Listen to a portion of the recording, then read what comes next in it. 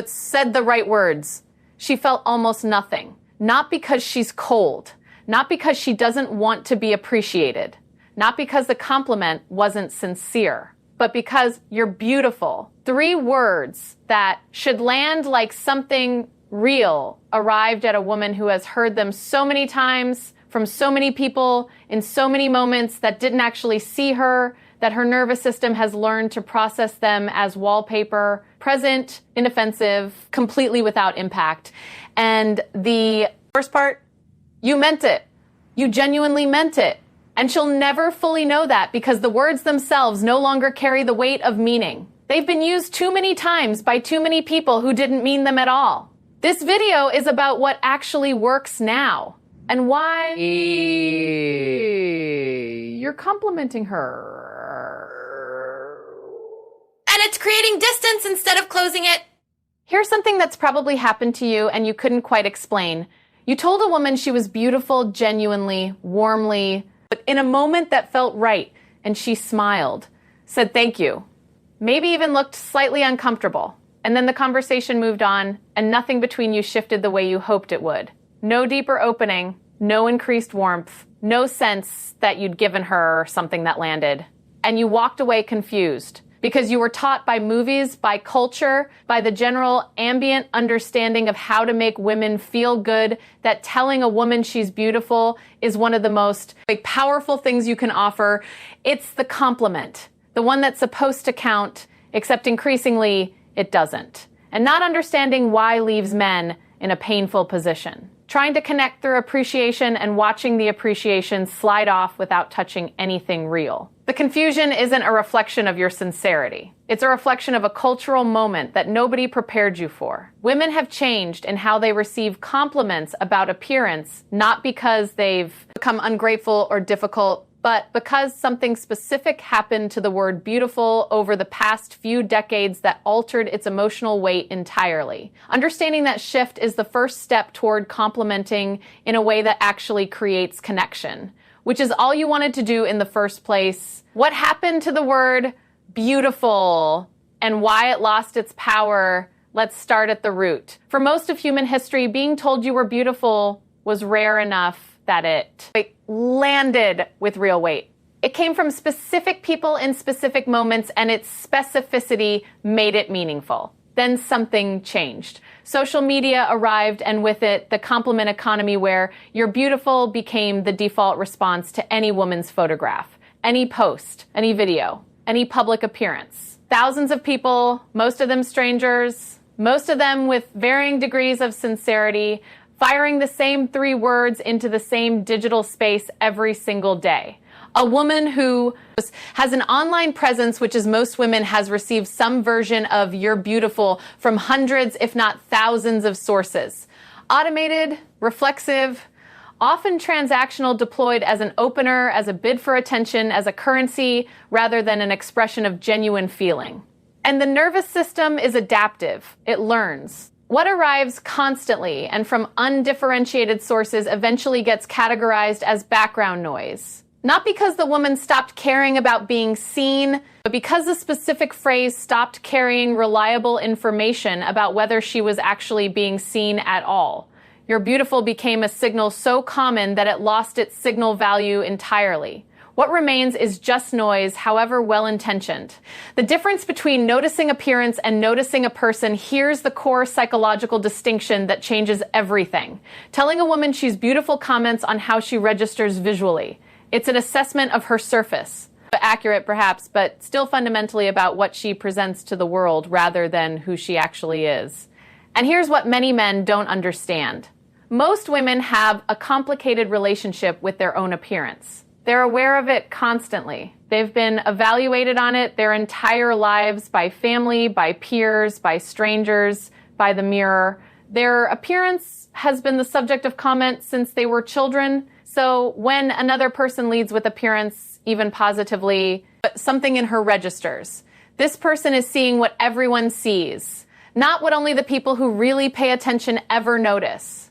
What creates genuine connection is being seen in the places where most people don't look.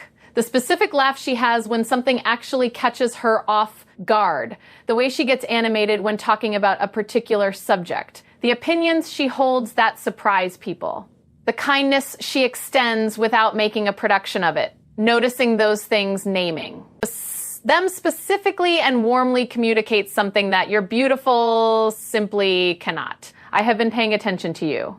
To the specific, particular, non-obvious version of you that takes time to see. That is a completely different experience of being noticed, and it lands completely differently. 3. Why specific compliments work when general ones don't. Psychologists have studied compliments extensively, and one finding is extraordinarily consistent. Specificity is the single variable. Whether a compliment creates genuine connection or gets processed as pleasantry, a general compliment, you're beautiful, you're so smart, you're amazing, can be said to anyone, and she knows it can be said to anyone, which means it doesn't actually tell her anything about whether she specifically has been witnessed.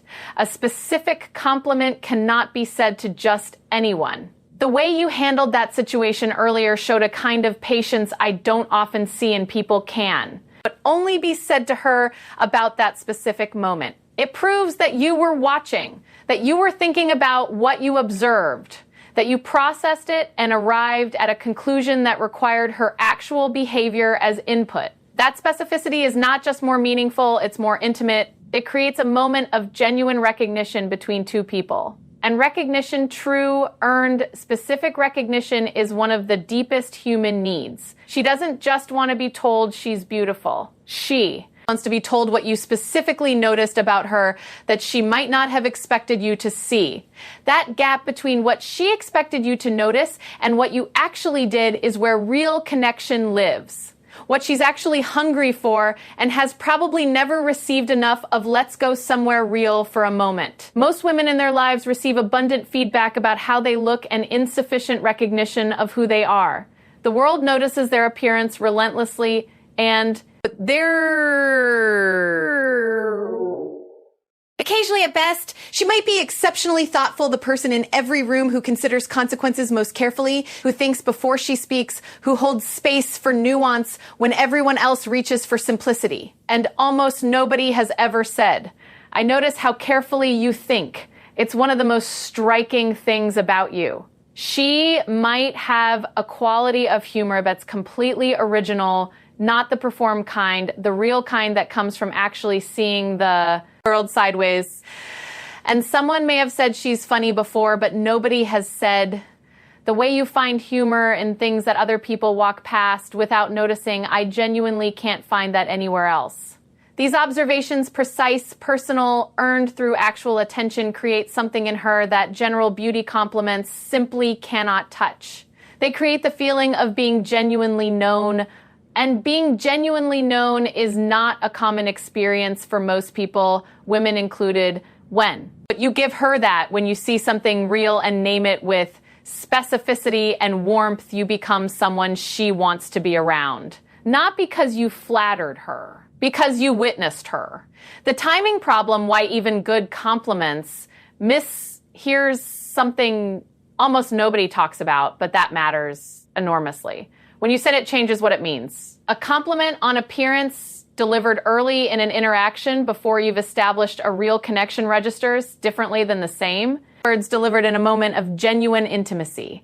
Early appearance compliments, however sincere, often create a slight defensiveness. Not because she's ungrateful, but because they arrive before she's had the chance to feel that you see her as a full person rather than a physical entity to be evaluated. Leading with appearance, even positively, can inadvertently confirm a fear she already carries, that her appearance is what's primarily interesting about her to the people around her. The same compliment, or a more specific one, delivered after a real conversation after she's shown you something genuine about herself, and you've engaged with it, honestly lands in entirely different emotional territory. Now it carries context. Now it arrives after she already has reason to believe you've been paying attention to the fuller version of her.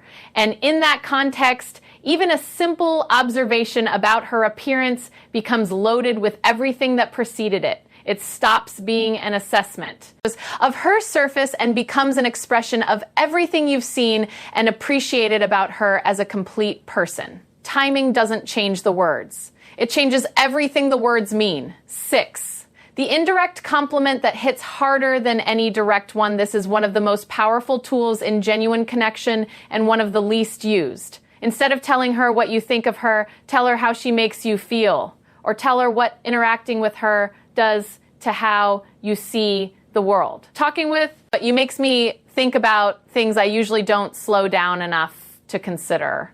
I always leave conversations with you feeling like I understand something I didn't before. There's a quality about how you see things that I find myself thinking about later. Notice what these do.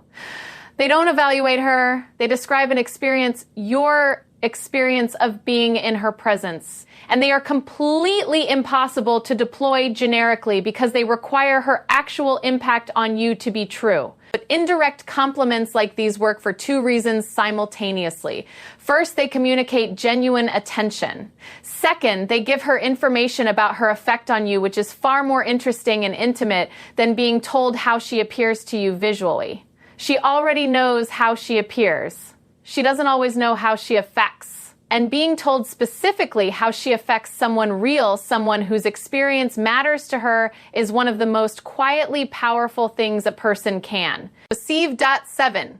What happens when you get this right? Let's talk about the actual outcome. What changes between 2 people when compliments become genuine acts of recognition rather than reflexive social gestures? First, she trusts you more. Specific earned compliments communicate that you've been paying real attention, and real attention creates trust in a way that general flattery never can. Second, she opens up more. When a person feels genuinely seen in the specific, non-obvious ways we've been describing, they naturally want to show more of themselves.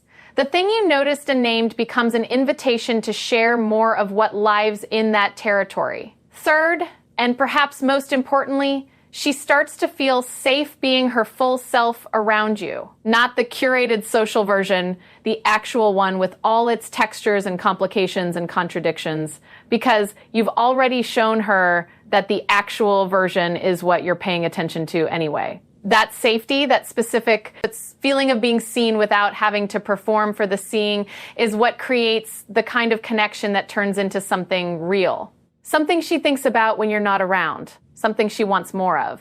8. The one rule that ties everything together before we close. There's one principle that unifies everything in this video. The most powerful compliment you can ever give anyone, woman or otherwise, is proof that you were actually paying attention, not proof that you found them. Visually pleasing.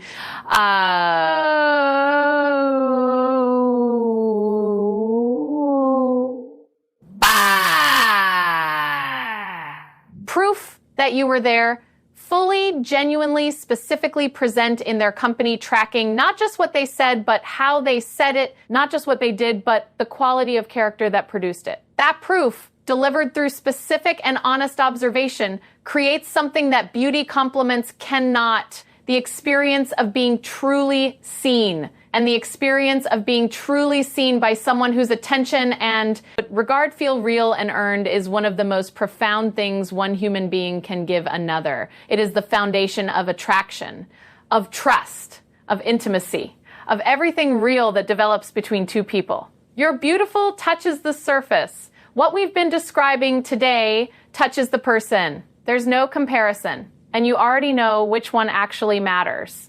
The compliment she's been waiting for isn't more beautiful, it's more specific. It's the observation that nobody else made. The thing you noticed that she didn't know was noticeable.